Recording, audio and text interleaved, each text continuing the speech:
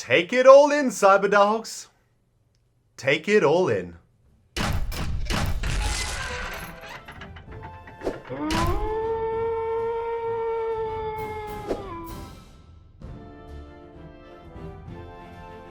You know, one of my favorite things about playing this immaculate game with you guys is that sometimes your ideas literally just blow me away.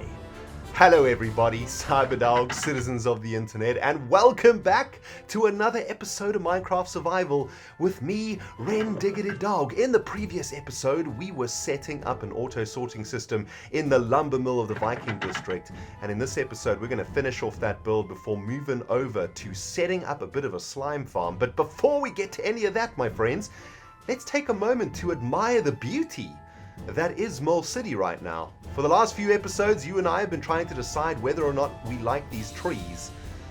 And I'm gonna say, I don't just like them, I freaking love them. One of you cyberdogs out there suggested hanging glowstone from fences from the branches of the trees to make the place look kind of magical, kind of mystical.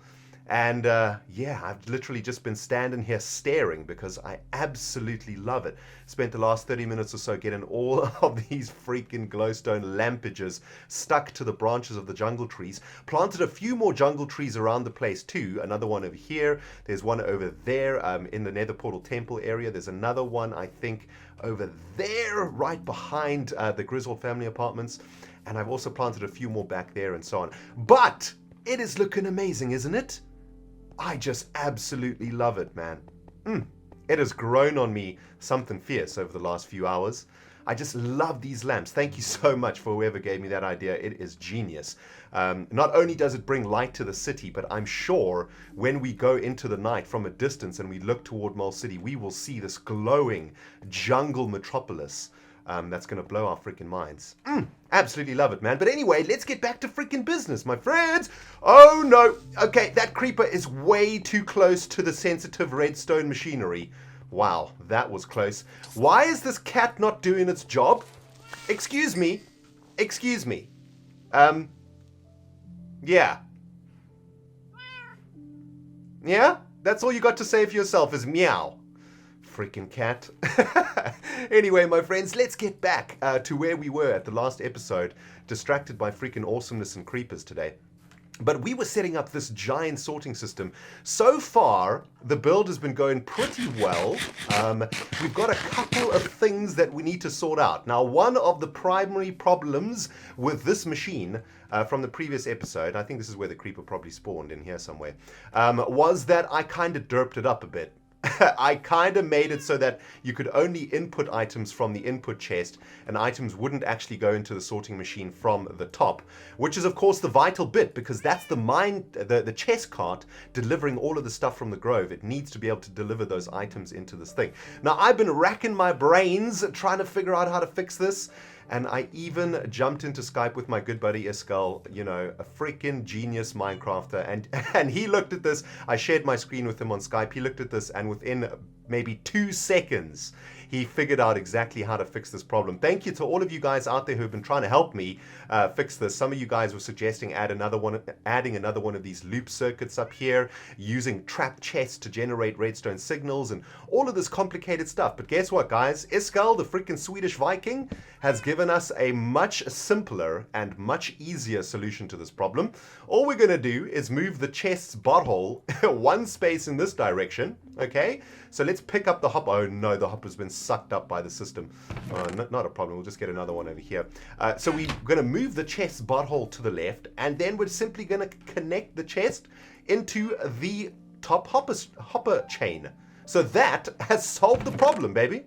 It was that easy. There was no need for any more redstone circuitry, nothing. So literally all of the items coming from the grove are going to go into this chest, into this hopper, and fed directly into the top hopper chain, which is then going to start its sorting business throughout the sorting system. And if we want to deliver stuff, this is where we do it, right here, into the delivery chest. And then the totem pole of droppers will do their business and deliver those items into the sorting system. So pretty easy fix. I feel kind of stupid for not having spotted that right away, and a whole bunch of you guys should feel pretty stupid too, because none of you spotted it either. Anyway, that is now sorted, so I'm very happy about that. We've got another series.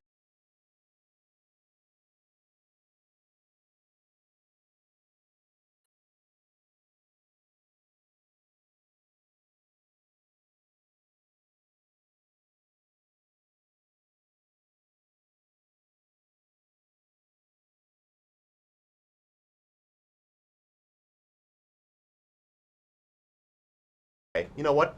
You and me, we're going to rumble, man. I'm not in the mood for your green butt today, and I'm going to wreck you. Yeah, I'm going to wreck you. Take it. Freaking bastard. Well, predictably, as usual, my episode was interrupted by creepers, rain, and skeletons. Man, Minecraft, for some reason, sometimes just does not want me to record. But anyway, guys, welcome back. Here we are at the problem that we were talking about before we were distracted. I have no idea how we're going to solve this. I think the easiest way to do this is literally to send the railway line in this direction to make it do like a little bend like this. That's probably the best way to do it. Or to make it go down underneath. And we could make the lumber mill sort of extend over the little mountain over here. Actually, that might work pretty nicely. We could make the lumber mill extend into this part of the land here, and then send the railway downwards underneath a tunnel or something. That would probably be the easiest fix for this, I think. Yeah, I suppose it's not too big of a problem. It's just a bit of a pain in the butt, I guess. Now, we have a lot of work to do here, my friends. Let me tell you something. This is one of those projects that I thought wasn't going to be too big, but has actually turned into one monstrosity of a project. What I've done over here is I've finished up the work that we didn't get to in the previous episode. I've set up a chest with all of its redstone for apples, vines, and bone meal. And as you can see, all the circuitry is in place, and that's all working fine and dandy. But what I've realized, and this was what one of you guys pointed out in the comments of the previous episode, what about fences, plankage or slabs, and stairs? Those are also pieces of wood, and I guess if we are going to be making this lumber mill the place where we get all things wood, we should probably be thinking about making space for all of those items too. So I've been thinking, and I think that we will be able to do something underneath the lumber mill over here, right? We've got a butt ton of space down here, and what we could do is we could dig out this entire section of dirt underneath the lumber mill. We could essentially add a second level to the lumber mill, but it'll be underground, right? Is there a block missing over there? Yeah, it looks like there's a... Dang it. I'm going to have to fix that. But what we could do is have a second level down here of the lumber mill, and we could then extend our hopper chain over here. So what we would do is extend the top hopper chain to come out here and then down into the depths, and then we could carry on the chain that way. So I think that's probably the solution for being able to store all of the wood materials. Of course, what this means is a ridiculous amount more work on this project. A lot more hoppers required, and I got a little bit of bad news, guys. I know I was boasting in the previous episode about having all of this iron and all of this redstone. Unfortunately, we are kind of running out of iron. I think I'm on my last stack of iron, actually. And of course, the reason for that is we use a butt ton of iron in the mob castle spawner. We've used a ridiculous amount of iron in this sorter. We've used some iron in the grove works also. I've made a whole bunch of railway lines and stuff, and I'm actually quite surprised, I suppose, to say that I think we are out of iron, which means we're going to have to go on some sort of an iron grind at some point to try get some more of that jazz. But let's hope that we've got enough iron to complete this particular project. And let me just show you exactly what I'm thinking over here, guys, before I go and sleep. So the hopper chain is going to go all the way to the end here, and then we can continue the hopper chain down like this into the ground, and then it can carry on this way, right? So it'll go all the way to the end like this, and then we can literally just replicate what we did on the first floor on the second floor over here. So we can send the hopper chain in that direction, put all of the redstone work behind it underground, and that way we will add a second level to our lumber sorting mill. I think that'll work. So what do you guys think about this particular giant jungle tree over here? I replaced that janky ass little farmland over here with this tree. And I think it looks pretty damn awesome. Don't you guys think it looks sweet? Man, I love it, man. I think it looks great. Right next to Big Mac's pen over here. It's kind of like the tree for the Griswold family apartments. And I think it works pretty nicely. I think I have smelted down the last of our iron. Yep, there it is. There is 16 bits of iron. Is there anything left in here? 13 bits of iron. I think this is literally the last iron that we've got in the entire world, which is kind of crazy. There might be a little bit left in the strip mine outpost, actually, come to think about it. But yeah, this is pretty much the last of our iron, guys, which is quite insane.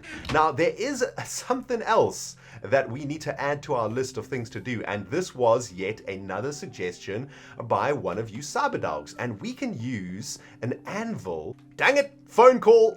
Sorry, guys, I am back. What was I saying? Oh, yes, so check it out. If we get a little bit of this oak wood loggage over here, guys, and we use our anvil to rename it, we can actually make our life a lot easier when it comes to finding the items in the sorting machine. In the previous episode, I was having trouble like discerning what item was what. So check it out. We could name this oak wood. Dang it! Oh, you can't name it the same as its ID, I think. So we'll have to name it oak wood logs. Okay, so like this. Costs 1 XP to enchant. There we go, not a problem. So check it out. Now we come over here to the item frame, we stick that in there. When we hover over it, we can see that this is oak wood logs. That's awesome. Now we need to do exactly the same for all of the other items in the lumber mill. And it looks like I'm going to have to head back to the the mob farm to get some more levels. Literally just spent about half an hour in there getting levels to repair bark, because bark was in the gutter, so to speak. But yeah, that's another thing added to the to-do list for this project. But I think that's definitely going to help to enhance it and really take it to the next level. So I'm pretty excited about that one.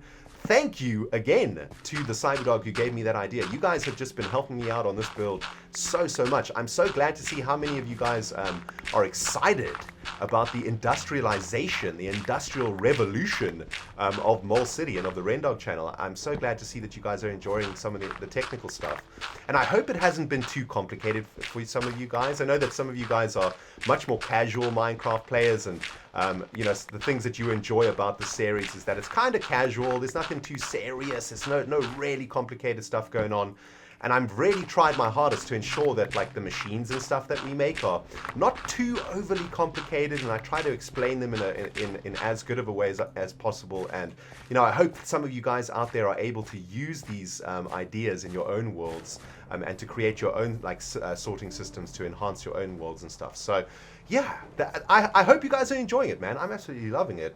What I'm not loving is the idea of hacking through a huge ass block of dirt over here. I think we're going to absolutely wreck this diamond shovel. Yeah, we're going to have to do it though, right? We're just going to have to munch our way through this as fast as possible. I want to get to another little side project for today also, and this is something that I've been talking about for the last few episodes. I want to set up a slime farm. We're going to need about 4 or 5 stacks of slime in order to finish the Victorian greenhouse, which is going to be an automatic food processing facility, and we need to make a whole bunch of sticky pistons, and for that we need a bunch of slime. And yeah, our slime reserves are running kind of low right now. Now, luckily, I've got some good news. I have found a slime chunk very close to MOLECITY. I actually went via the old cave networks that we used to explore in Season 1, and because I remember way back in the day, we were near the bottom of Minecraft, and we were just walking around trying to find diamonds, and there was a slime. And I for some reason, I can remember that episode. I can't remember what episode number it is though. I've been trying to find it, but I haven't been able to find the episode. But there was a slime down there, and I remember freaking out when I saw it, because I think it was one of the first times that I'd seen a slime. But that means that that place where the slime spawned is a slime chunk. And of course, in Minecraft, for slimes to spawn, they have to spawn in a slime chunk, which is to say, a chunk in your world that is basically set up to spawn slimes. So that slime chunk is pretty close to the city, which is really great. It means we'll be able to go there and just make a very simple, very crude slime farm. Is it nighttime yet? Yes. Oh, thank the Ender gods, we can get rid of this rain. But yeah, we'll be able to set up a pretty basic slime farm. Not going to be anything too serious. Literally just going to be, you know, your run-of-the-mill standard slime farmage action. Nothing too exciting. But it does mean that we'll be able to get cracking on the Victorian greenhouse as our next major project. So pretty damn excited about all of that, guys. Yeah, well, we've got a big chunk of dirt to get through over here, my friends. And I think I better get to it. I don't think I'll put this on camera. It's kind of a boring task. Oh, and by the way, when I was waiting for the rain to stop, a creeper blew up right next to me. Much like that, right over here next to Mama Dog's greenhouse, blew up the damn wall. And it might happen again, actually. Back up, you bastard. No, okay. This cat, you are the worst cat on the earth. I want to tell you guys a little story today because my mind has been a little bit of a mess today, and I'm hoping that maybe you guys out there can help me out. I had a really strange dream last night, and it's a dream that I often have, actually. It's a bit of a recurring dream that sort of happens every now and then, and whenever it happens, I'm kind of confused. I don't really understand what it means, and it usually sort of plays on my mind for the entire day, or even for an entire week, because it's quite a dramatic dream. It's quite an intense experience that I have when I have this dream, and I've done a little bit of reading about this particular dream, and what I've read is that it's actually quite a common dream amongst people, and a lot of people have this dream. Maybe not this dream exactly, but people do have this the same sort of theme of dream, I suppose. The theme being the inability to achieve something. Let me explain the dream to you, and then it'll make a lot more sense. In my dream, I am in a fight with somebody. I don't know who this person is. I can't see their face. They're almost like a shadow. They're a human though, for sure. And they're not a ghost or anything like that. They're a humanid of some kind, and probably a human because they're dressed. But I can't see their face. I can't tell what sex they are. But we are in a fight, and I am trying desperately to smack the ass of this thing, of this person, and I just can't seem to get my fist to connect with the face. As hard as I try, I just cannot seem to be able to actually punch this person. Let me just try and figure out exactly where the chests are. Okay, they are over there. So this is the line for the chest action. Okay, cool. Yeah, so we're in a fight. I don't know where we are. The setting is always the same. It's just in a place somewhere.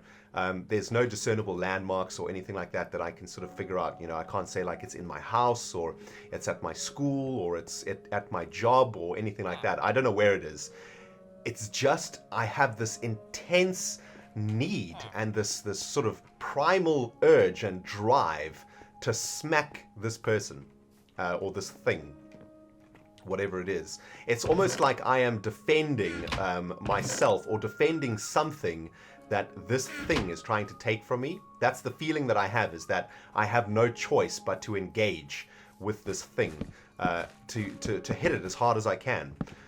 But every single time I try and hit it, my fist literally just like slows down in mid-air. So I will try and swing as hard as I humanly can. Literally swing as hard as I can toward the face, toward the target. And my fist will, just before I connect, will literally just stop in mid-air, as if I'd hit an invisible wall or something like that. And it's just the most frustrating dream ever, because you know, I'm desperately trying to defeat whatever this thing is, and it just won't let me, because I'm just not able to connect with the face. What a weird dream. Now I've been trying to figure out exactly what that is all about. And I've been trying to think of situations that I've experienced in my life before that are similar to that, because I'm thinking to myself, okay, if I'm having this dream a lot, perhaps it's a suppressed memory of some kind. Maybe I was in a fight with somebody, and it was a really, really bad fight, and you know, maybe I got hurt really badly, but I've suppressed the memory. I can't remember what happened and so on. But for the life of me, I can't remember anything like that ever happening to me personally. So I don't think that it was something that happened to me in the past. I continue to try and figure out this feeling that I have in the stream. And I had this weird moment at work. I was sitting at my desk watching an Iskall video, actually. When I suddenly realized that I've had this sort of same anxiety, the same sort of feeling when I used to be a waiter. Now, I was a waiter for many years. I started my first waitering job when I was 15. I worked in my mother's friend's coffee shop for no money, by the way. I worked for free because I was getting, inverted commas, work experience. Freaking slave labor, cough, cough. But I started working as a waiter pretty early on, and by the time I was 18, I was working as on my holidays away from university. I was working every single holiday at in this really, really nice restaurant. It was a very high quality steak restaurant, and I made a ton of money there, and it was how I would save my money for my university time. So when I went to university for 3 months, I would have pocket money. I would use that money to buy myself stuff, to service my car, to, you know, buy presents for my girlfriend and all that sort of thing. So I waited for quite a long time. I became quite good at it, actually. I was a pretty damn decent waiter by the end of it. But I remember when I first started waitering, it was seriously difficult. I don't know how many of you guys out there have waited before. I'm sure a lot of you guys have waited before, and you know what I'm talking about, man. Waitering is an extremely difficult skill to learn and to master. Anybody can waiter, okay? Anybody can take food to people in a restaurant, but if you want to be really good at it, it's a skill. It really is. It's an actual skill and an actual career that is extremely difficult to master. Now, in waitering, there is a term that we use in the business called spinning. And you guys who are waiters out there, you know what I'm talking about. Spinning is basically the moment when you're waitering that suddenly everything goes crazy. Suddenly, out of nowhere, all 5 of your tables are filled with customers. The orders are coming in, not only filled with customers, but every table is full. Every table has got 5 people sitting on it. Everyone's arrived at the same time. Everybody wants drinks. Everybody wants starters. Everybody wants to know the specials, want to read the menu. Things are going crazy. All of a sudden, out of nowhere, you're suddenly swamped with an insane amount of work, and you just have no idea what's happened and how this has happened. You guys know what I'm talking about, right? A lot of you guys have been there before, I take it. I can feel it through the interbubs, man. I can feel some of you guys saying, yeah, RENDOG'S, I've been there, and I know the freaking pain. That is called spinning, my friends, when you suddenly are overwhelmed with tables, that you actually start spinning, I suppose. Your head just starts spinning all over the place. You forget which orders are supposed to go where, which customers ordered what food, and basically what happens is, you know, when you go to a restaurant, when you see waiters coming to you and saying, did you order the prawn cocktail, sir? Did you order the steak? Is this your Long Island iced tea? When you see a waiter doing that, you know that they are spinning. They are literally spinning off of their heads. They do not know where their orders are supposed to be going. They have no idea what day of the week it is, and their world is literally just collapsing before them. And it's not a pleasant experience, my friends. And I do encourage all of you, the next time you go to a restaurant, if you see that happening to a waiter, take it easy on them damn waiters. just say to the guy, calm down, my friend. I know everything's going to be all right. Just take it easy. You will get through this. Do not stress. Nothing drives me more crazy than when people get really upset with waiters in restaurants, when waiters are spinning and then people are like, I refuse to pay the tip. The service at this place is awful. You know, people just don't understand how difficult it actually is. It's really, really hard. Anyway, that feeling of being completely out of control, of not knowing what is happening, basically, of not being able to control those tables, not being able to control the output that I'm supposed to be doing, that to me is very similar to the feeling that I was experiencing in the stream. Now, how is any of this relevant to my current life, I guess, is the next thing that I try to work out, because obviously you know, that I was a waiter many, many years ago, and it's kind of weird that my brain is still thinking about those times. And what I realized is that right now, in this moment, right now, this week, I have been spinning. I've had an absolutely crazy, crazy week, my friends. I've been so busy at work. I've had so many different assignments. I've had to do 3 presentations. And by presentations, I mean, you know, standing up and talking in front of people and trying to sell stuff to people and all of that sort of thing. It's been really, really intense. And then on top of that, you know, I've had relationships to handle, to manage. I've got family relationships to manage, friendships, and so on. All of those things have just been piling up on my shoulders, and I've just started spinning this week. It's been pretty crazy. But you know what's the really cool thing is that I've actually now managed to identify this spin, and I can actually do something about it now. So what I did today was I left work early. I came home, I had a bath, I cleaned my apartment immaculately to the point where it looks absolutely spick and span. I turned on my computer, didn't think about anything other than playing a little bit of Minecraft with you guys, and I feel so much better now. I'm feeling like $1 million, man. Playing Minecraft is just pure therapy for me, man. And what I realize is that dream that I had of me trying to punch that invisible man in the face, that invisible man is my life, right? And me trying to punch him in the face is a representation of me trying to take control, me trying to get everything under control, me trying to juggle all of the balls that I'm currently juggling. Actually, that doesn't sound very good, but you know what I'm saying.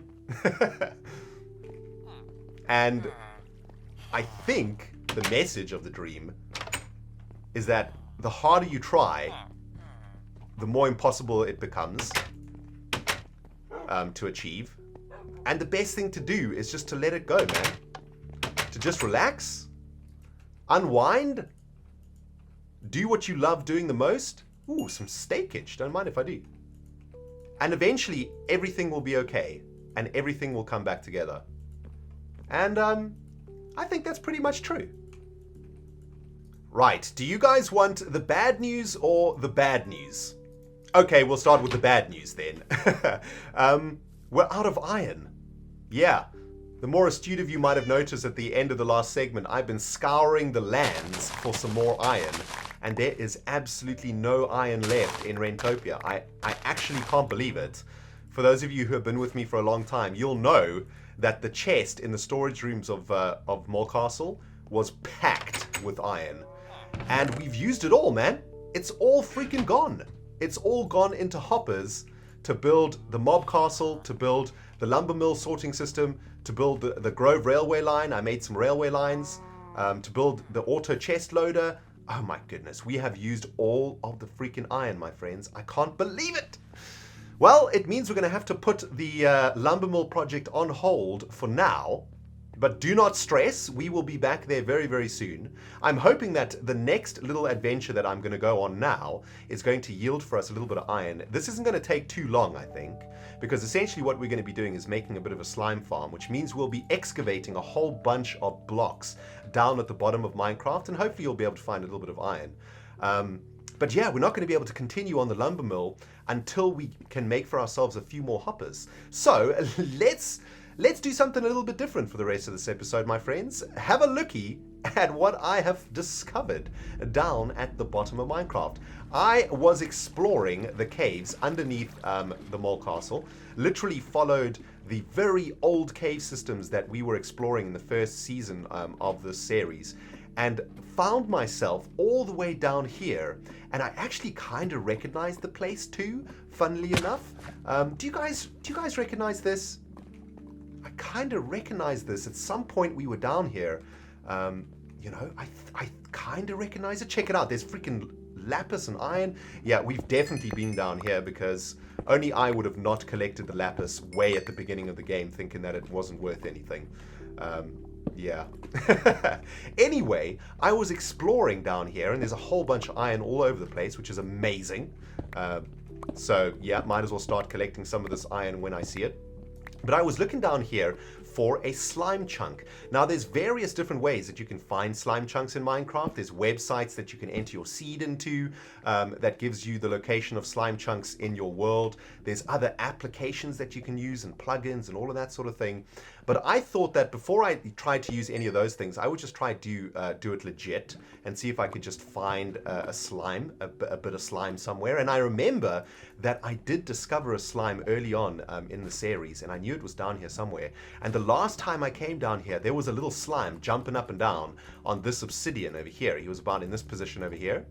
And I have a feeling that this could be a slime chunk right here.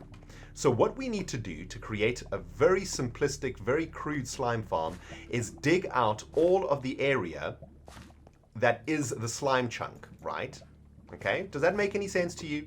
So what I'm thinking about doing over here, right, is trying to figure out precisely where the chunk begins, where the chunk ends, and then to excavate it all into a sort of open land area, just a big open space where the slimes will be able to spawn on.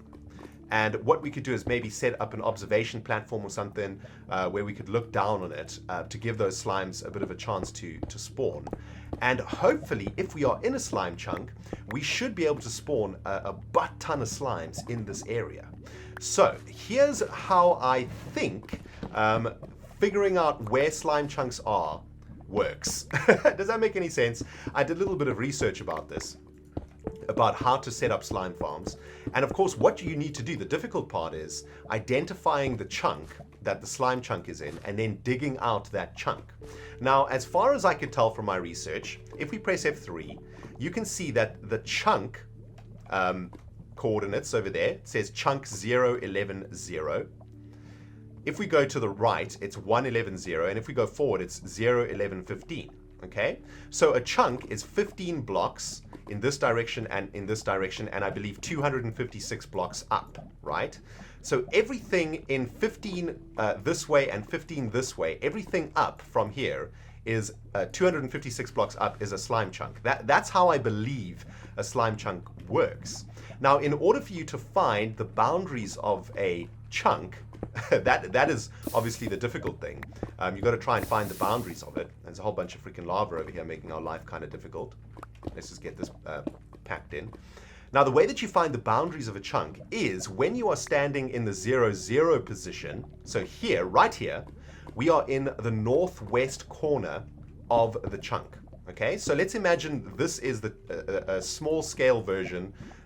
Let's just get another bit of stone over here, cobblestone. This is the small scale version of the chunk right here, okay? This position over here on the corner, right here on the corner, this is 0x0 of the chunk. And that's where we are, right here, okay? We're in 0x0. So, if we have a look at our coordinates, we can see that we are facing north in this direction and east in this direction, okay? So east is that way, north is that way. And if this is the northwest corner of the chunk, it means that east should be that way. Okay. No. Wait, hang on. Let's work this out. So if we're in the northwest corner, we're at the very end. We're at the top left corner of the chunk. So if we're at the top left corner of the chunk, that means we want to go that way and that way, right? We want to head east and we want to head north. Is that right? I think so. You know what? I think that makes sense, guys, right? If this is an exact representation of the chunk and we are in the top left-hand corner, yeah, so there's the top left-hand corner, we want to dig out in this direction, right? So we want to dig everything out in that direction. So we want to dig that way and we want to dig that way and then empty out this whole space over here. That's the theory, right? Yeah. What do you think, zombie? You don't know because your brain is rotten? Well, that's fair enough.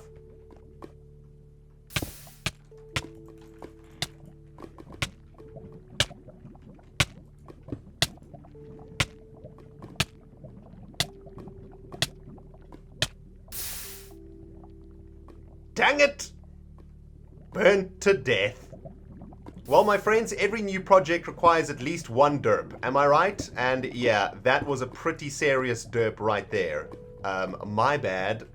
What I've been trying to do over here, guys, is dig out this slime farm nearer to the bottom of Minecraft.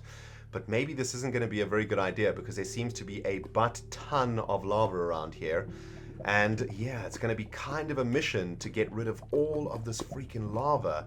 Unfortunately, yeah, look at this, man. There's freaking lava everywhere. Can I kill this lava? No, it's going to be really, really tough. Anyway, I'm going to see if I can do it, actually. I might have to do it from the top down. That might be the easiest way to do this. But yeah, I'll bring you guys back when I've made a little bit more progress, and hopefully I won't die again. Freak. Yep, doing it from the top down is definitely the way to go. Check it out, guys. We can literally just kill the lava from up here as long as we just place the blocks really, really quick. There we go. So we'll kill the lava from the top. Yeah, that's probably the best strategy over here. I think this is working out.